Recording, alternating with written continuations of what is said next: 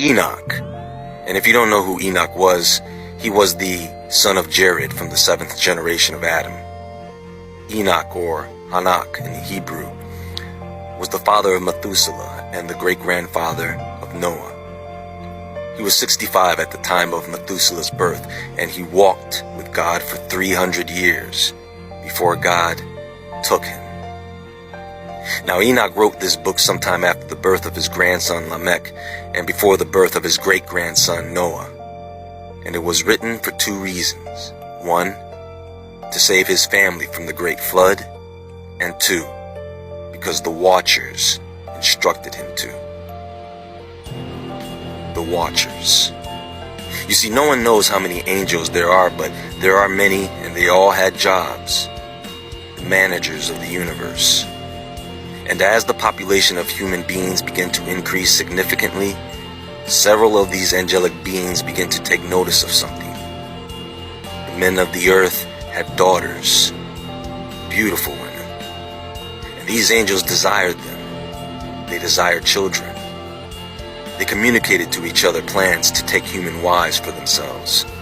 And so according to Enoch, it was Semyaza, the leader of these angels, that said, "Listen, I know that you all do not want to do this because of the consequences you will have to face, but I am going to take the responsibility for your actions." And this total of 200 angels swore an oath. They all agreed to a bond with each other that they could not break. And so they proceeded to take wives, 1 each. And they did things with these women, sexual things, without discrimination. I guess their motto was anything goes. And during all this, these angels taught them charms and spells and the cutting of roots and trees. In other words, they taught them how to perform rituals and get high. And of course, these women got pregnant and bore large giants. And their height was 3,000 cubits. Now 1 cubit is typically the length of the forearm from the tip of the middle finger to the bottom of the elbow, which is around 1.5 feet. You can do the math. That is taller than the tallest building in Dubai.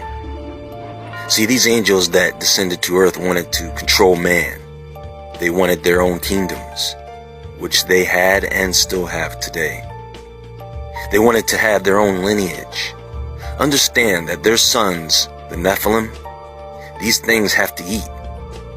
And man and all his hard work and efforts could not sustain them. So the giants turned on man in order to devour them.